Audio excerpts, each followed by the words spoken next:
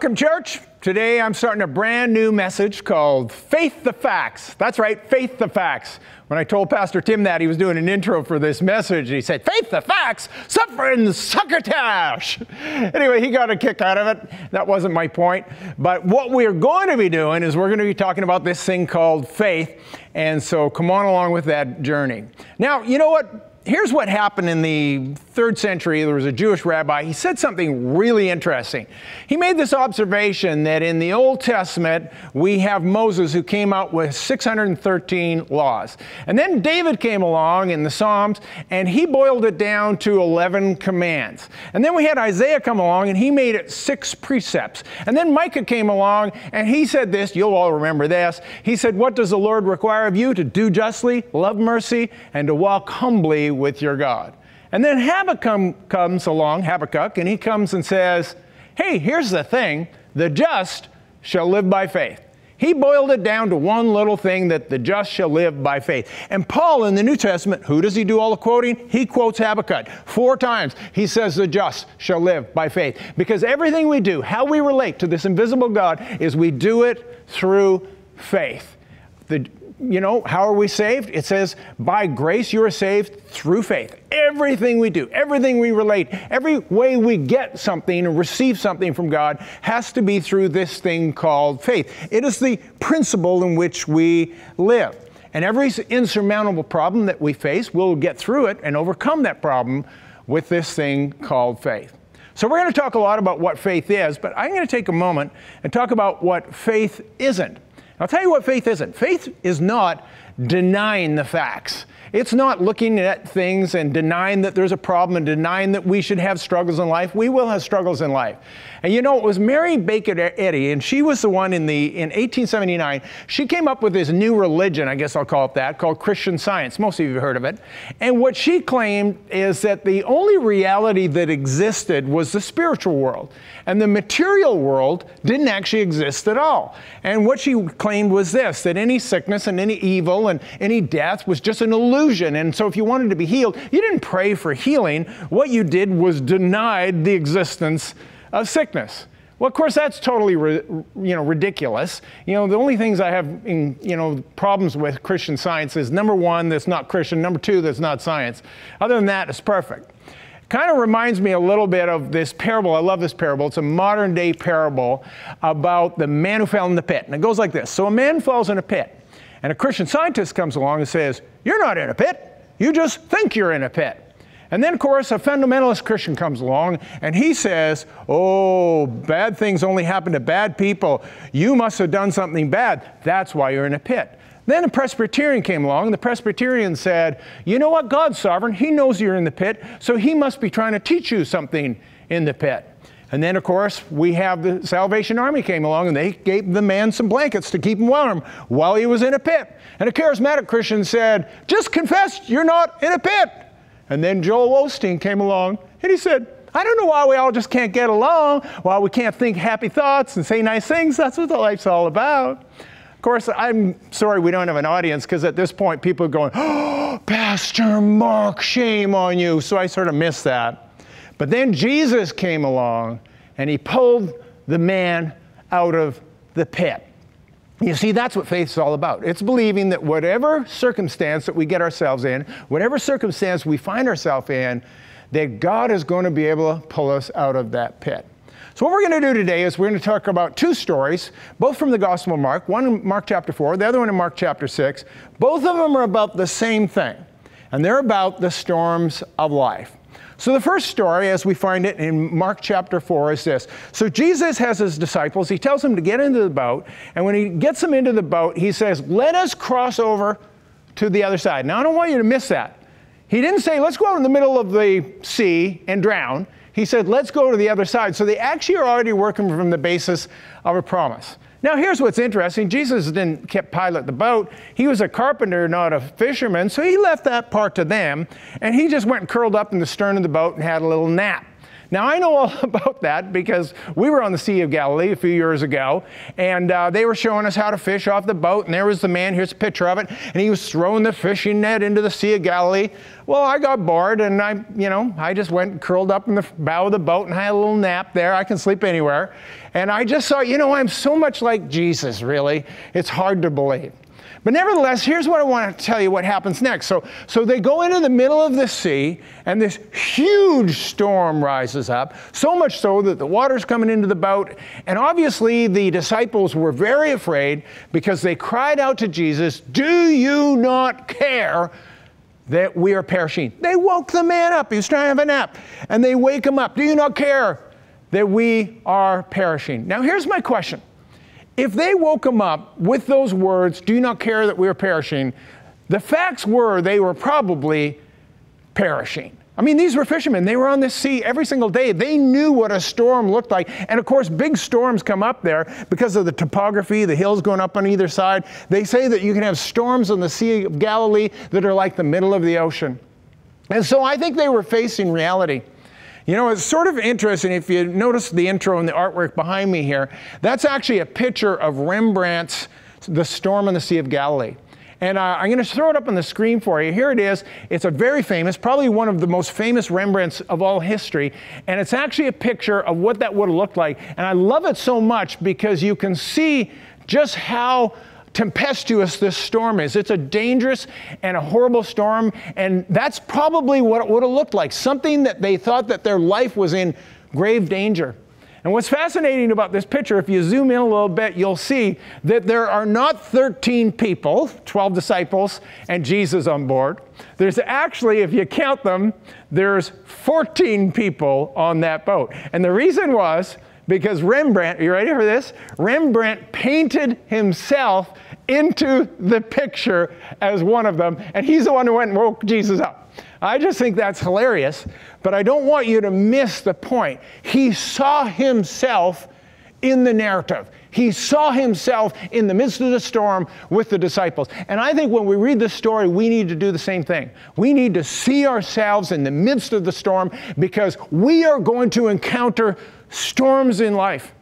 Just one more little bit of history about this. This painting actually has been nowhere seen for 30 years. In 1990, it was in a museum in Boston. Some thieves broke in and they stole a bunch of priceless works, one of them this picture, and they stole it right out of the frame, and it's been gone for 30 years. No one's seen it. And this empty frame still hangs there to this day. To me, I call that faith because they're expecting this painting to come back someday. So I think that's a picture of faith in itself, and I hope it does come back. But nevertheless, it might be one of the most valuable paintings in all of history because of this storied, example and narrative of this painting. But the part I don't want you to miss is this. So Jesus leads them out into this storm, and you think, well, did it catch Jesus off guard? Did he know that they were going to encounter this storm? No, he didn't just know it. He led them out there. The intent was to get to the other side, but Jesus knew there was going to be a storm. This was a test. It was a test of their faith. And the big question is this: did they pass or did they fail? And the answer to that question is they failed. They said, "Do you not care that we are perishing?" They expected that they were going down. Jesus stands up and he says, "Why is it that you have no faith?" And he says, "Peace, be still." And the winds and the waves went calm. And they turned to him rather and said, "What manner of man is this that even the winds and the waves obey?" You see, they failed this test. They didn't realize that here's the simple basis of this faith, and I don't want you to miss it. When you faith the facts, not just face the facts, faith the facts, you look at in the face of a storm and you apply your faith to it. And Jesus didn't expect them to calm the storm. That's not what this story's about. It's about the fact that Jesus was right there in the boat with them, and they failed to have faith in that fact that he could deal with it. And so when we look at the storms of life, faith is not being able to solve every problem on your own. It's the opposite. It's believing that God is in the boat, in the midst of the storm with you, and that whatever the situation is that you're encountering, he is able to get you through that storm. I think of this situation we're in right now with the coronavirus, And I mean, we are in a storm. We're in a test. The big question is, are you going to pass? And I'll tell you something. I'll just be honest. I did not see this coming. I did not. You know, on New Year's Day, I remember thinking on New Year's Day what the year was going to be like. You know what I did New Year's Day? I booked my March ski trip and paid for it. I was not expecting something else. I was expecting to go skiing in March, which I did not. But on that same day, I had a thought about the year. And I started thinking about how 33 years ago when I planted Church of the Rock, how I had to believe everything by faith. Everything was by faith. We had no building. We had no people. We had no money. We had no organization. And every single thing we did, I had to trust God for that. And I had to believe God for that. And 33 years later, New Year's Day, I'm looking at my life and I'm realizing how I have so many resources around me. We have this huge building, maybe the biggest church building in all of Canada. We've got this huge staff. We have money if we need it to do things. And if I had a need, I'd just go out and hire somebody.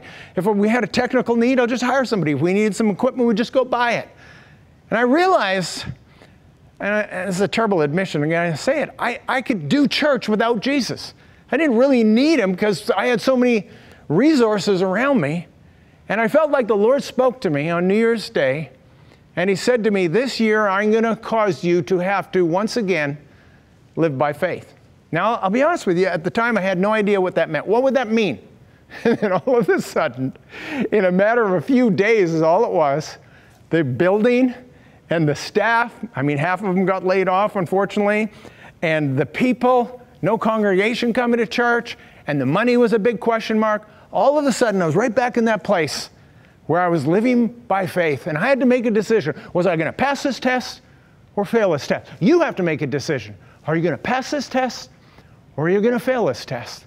And the way we do that is not believe. See, faith isn't this. Faith isn't believing that every problem you have will be resolved just the way you want it to be. That's not faith. That is not the case. You can't expect God to move just like you want him to move.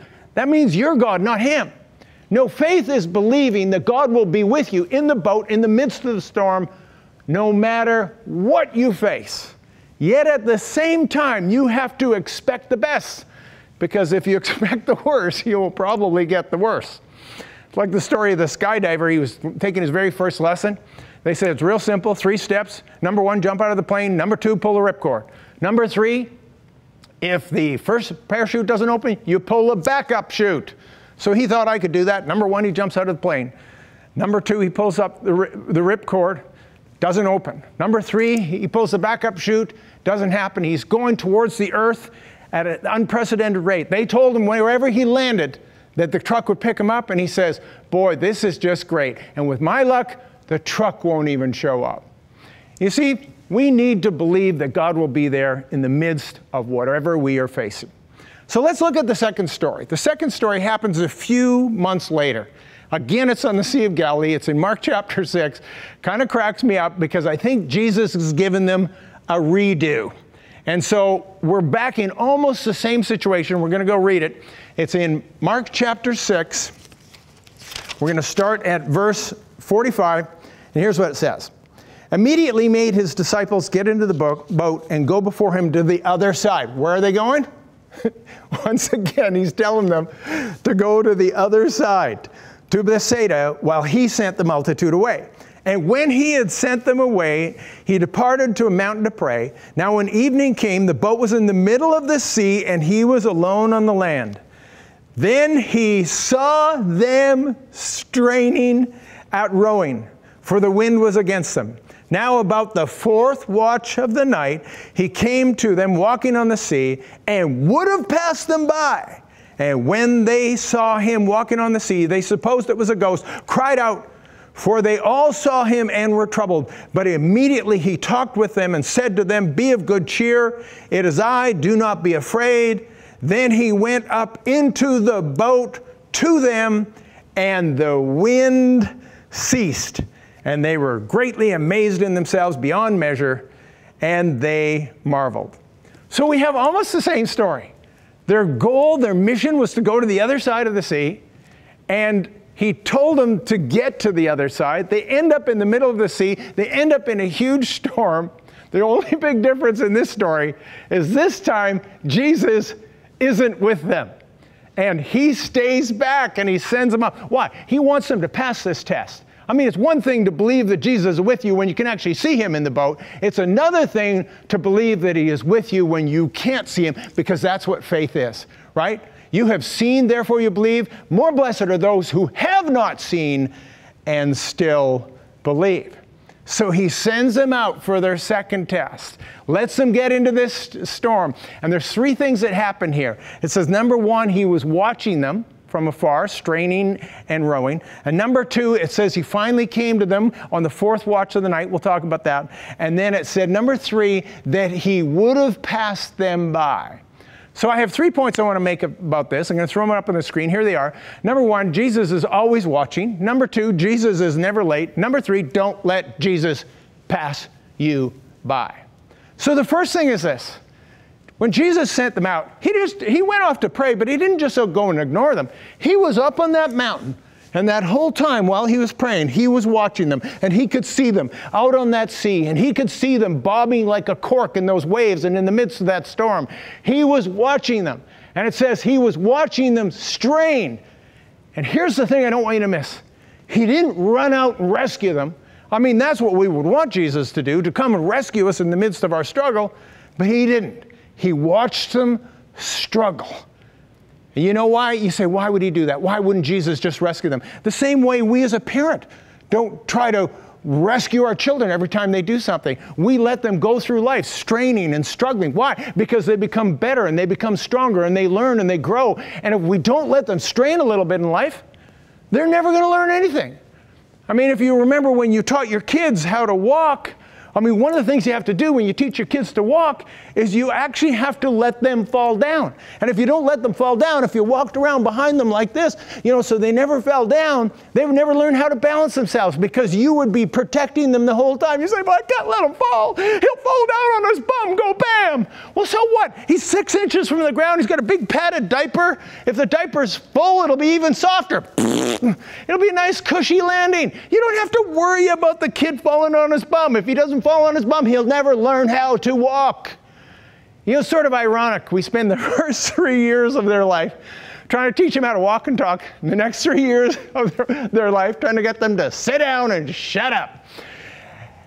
The point is this, is that we have to let our kids struggle in life, and so we watch them from afar.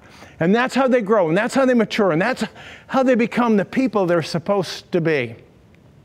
Those of you that have been around this church long enough will know this story, but I'm going to tell it again. And it's the story of my daughter, who was up here a few moments ago doing announcements, Danica. And when she was 3 years old, I was at work. She was at home with her mom, Kathy, and she wanted to go roller skating. And our window from our kitchen faced our side driveway.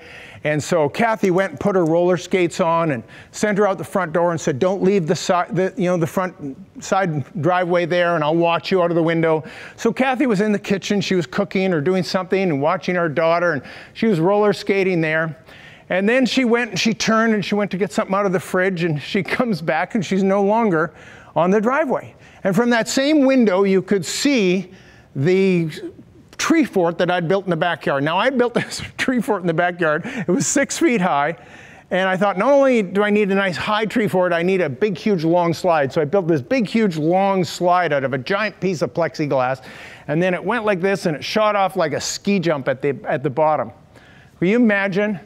Kathy looks out. Where is she? Where is she? She looks, and there she is going up into the tree fort in her roller skates. She's now standing right on the edge of the slide, ready to go, holding on to the rail like this. She's about to take off. She watches a lot of cartoons. She knows how this works. You can go down anything. You can go down hydro lines if you want. And so there she is in her roller skates. And Kathy, as soon as she saw her up there, she ran to the door, but she said it felt like she was in slow motion, running to the door, trying to get to the door to stop. Got to the door, opened the door, and went, no! But by then it was too late, and Danica launched off like she was taking off on a major ski jump. And of course, it didn't work quite as well as it does in the cartoons. Her feet went out from underneath of her. She landed on her back, went down that slide, and launched 6 feet across the yard, landing on the back on her grass. And of course, she was crying and upset and whatever. And Kathy was there literally in moments to pick her up. And the point was this, she didn't hurt herself. That we're grateful for that. But here's the thing. Kathy was always watching. She was there. She couldn't stop her from doing it. She still did it. But nevertheless, that's how you grow, because she never did it again. And what happens, and we don't want our kids to hurt ourselves. I get that. We don't want them to, inflict damage on themselves. But they probably will. And the thing is, a good parent is always watching, always looking. And the same thing is true with God. He's always looking, and He knows we'll struggle, and He knows we'll strain, and He'll know we'll wrestle against the winds of adversity, just like the disciples were. But as Nietzsche once said, and I'm not a big one to quote Nietzsche, but Friedrich Nietzsche once said this, whatever doesn't kill you will only make you stronger. And there's some truth to that. We grow through adversity. We grow through struggle. We grow through straining. There's a picture I love, and maybe you've seen it. It's time-lapse photography of a chick being born out of an egg. And the chick will be in this and outgrow this egg and will be stuck in this little tiny egg. So what it has to do is it has to get out, and it begins to peck at the egg from the inside. And you've probably seen it. It begins to peck, and of course, then the egg begins to open, and finally it cracks in half, and this little chick comes out, this little chick, bucking its head like this and walking like a little chick would, and all like, full of blood and guts and gore. But one of the things I never knew was that if you help that chick get out, if you go and tap that egg and you break it open and you help that chick get out, that chick will die when it comes out, because it's the coming out of that shell. It's pressing and struggling and straining to get out of that shell is the thing that makes it strong enough to face life outside the shell. And the same thing is true with the adversities and the storms of life. They are the things that make us stronger. But let's not forget this first point, that Jesus is always watching, even when we're straining. So the second part of this story is this, that Jesus is never late. Now, I love it. I mentioned it to you a couple of times. It says, Jesus came to them walking on the water on the fourth watch of the night. Well, when is the fourth watch of the night? Well, I'll tell you, the evening, the night is divided into 4 watches from dusk to dawn.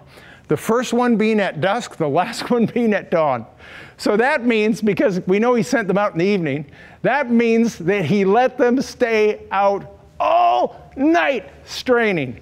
And He didn't come till right before dawn. Could you imagine how long they've been out there? They've been out there over 8 hours, maybe 10 hours, struggling and struggling and struggling. And finally Jesus came. By then they would have been worn out. By then they thought it was game over. By then they thought it was too late. But it wasn't too late, because Jesus is never late. But He will always pass up the opportunity to be early. And I love this, because as you look into Scripture, you see it again and again, that Jesus continually does that. God seems to show up right at the last moment. I mean, we think of the story of Moses, for example. He's leading the children of Israel out of Egypt, and He's leading them out, and they end up against the Red Sea, and they got the Red Sea on one side, and they got Pharaoh's army on the other side. And then He divides the Red Sea, and they walk across. But it's not until the army is just about on them. You think that seemed late, or at least late-ish, but it wasn't too late. It was just in time, in the nick of time. Then you look at, the story of Shadrach, Meshach, and Abednego. They're expecting God to deliver them from the fiery furnace, which He does, but not until after they get thrown into the furnace. That seemed really late. And yet it says there was a fourth man with them in the midst of the fiery furnace who looked like the Son of God. And then, of course, the most extreme story is the story of Lazarus. Lazarus, of course, he's dead. He's been dead for 4 days. If that isn't late, well, it's late. And next week I'm going to tell you that story, because we can learn a lot from the raising of Lazarus. So here's my point. Is don't expect God to be early. Don't expect Him to show up when you want Him to show up. Expect Him to show up when He wants to show up at just the right time. So let me tell you a little story about this.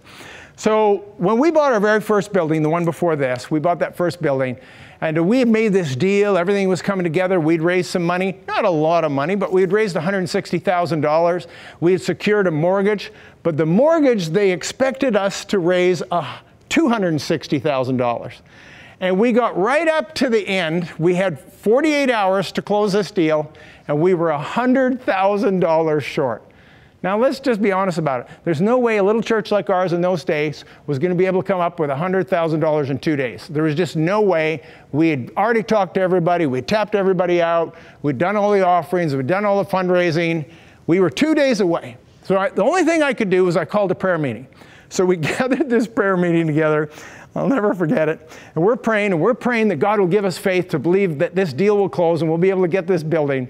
And one of our leaders, his name was Vin, he stood up and he says, "You're praying that one of the bankers will give you a mortgage." He says, "I believe that there's going to be 2 banks give us a mortgage and we'll have to choose between them." The whole time I'm thinking, 2? I don't need 2. I just want 1. That's all I want. Anyway, I didn't know what was going to come of this. The very next day, after that prayer meeting, I get a call from someone who I'd never met. And this man says to me, a businessman, and he says, "My daughter goes to your church, and she tells me you need $100,000. That's what he says. "Would you like me to give you $100,000? Well, I don't know. Let me think about that one. I said, "What?"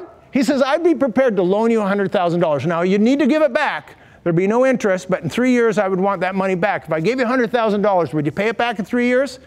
I went, "Okay." And so anyway, he says, "Go down and see my lawyer." So I couldn't believe this. I was not even sure it was really happening. So I went down to the lawyer's office. I'll never forget this. I sat down and I said, "Your client says he's going to give me a check for $100,000. And this lawyer says, "Yes, I got it right here." He says he wants me to give you this check, and he doesn't want a mortgage, and he doesn't want a promissory note. All he wants is your word that you're going to pay him back. Are you going to pay him back?" I said, "Yes." It was just like in the movies. I reached out to grab the check, and he pulled it away. And he says, "No, this is very unorthodox. This is not good. He should be asking you for a mortgage, or at the very least a promissory note. If I give you this check, will you pay it back?" I said, "Yes, I'll pay it back." And I reached out, and he pulled it away again, a second time. And so anyway, this went on and on. I thought, is this guy going to give me this money or not? He didn't want to give me the money because he thought his client was making a mistake. Finally, he says, "I have no choice but to give you the money." And he gave me this check for $100,000. I took it down to the bank, and when the other bank heard that we had enough money, guess what? We had both banks offer us a mortgage, and we had a choice which bank to go with. It was absolutely astounding to me that God moved so profoundly and so extremely in the midst of our need, unlike what we expected him to do. And yet he did it. By the way, we paid that man back $100,000, not in 3 years, but in 1 year, we had paid him all back because the church grew like crazy. It was so amazing to me how God works. He's never late, but he will never come early either. I don't think he will either. And you know, it's like everything, right, in life. Timing is everything. It's like that old joke, you've probably heard it, about the doctor. He phones his patient and says, "I got some good news and bad news. What do you want first?" He says, "Give me the good news." He says, "Well, the good news is you have cancer and you have 24 hours to live." He says, "That's the good news. If that's the good news, what's the bad news?" He says, "The bad news is I meant to call you yesterday." Timing is everything. So the first thing is this, is that Jesus is always watching. The second thing is that Jesus is never late. And the last and the final thing is this, is that you cannot or don't let Jesus pass you by.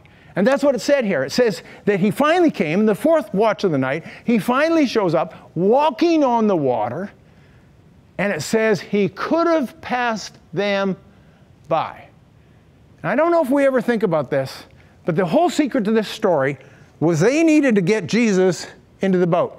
And as soon as he got into the boat, the scripture says that the wind and the waves went calm. He didn't say anything, he didn't pray anything. All he had to do was get into that boat, and everything was resolved. But they could have let him walk right by. They could have gone, "That looks a lot like Jesus. Does that look like Jesus to you? Or maybe Jesus, or maybe a ghost. I don't know." No, that's not what they did. They got him into the boat. And when they got him into the boat, everything changed. And see, the same thing is true with our lives. We've got to get Jesus into the midst of our situation. And once we do that, once we put ourselves in the midst of it like Rembrandt did in his Storm on the Sea of Galilee, once we put ourselves into that situation and get Jesus into our boat, everything gets resolved. Let me give you one last thought on this, and it's the story of blind Bartimaeus. Here we have blind Bartimaeus. He's a beggar. He's standing by the side of the road or sitting by the side of the road. And because he's blind, he can't tell Jesus is in town, but he can hear him. And he can hear the commotion, and he's heard the stories. And so he stands up and he starts shouting. And he says, Jesus, Son of David, have mercy on me. And it says that the disciples tried to silence him, and he called out even the more, Jesus, Son of David, have mercy on me. Why was he crying out even more? I'll tell you why. He wasn't going to let Jesus pass him by.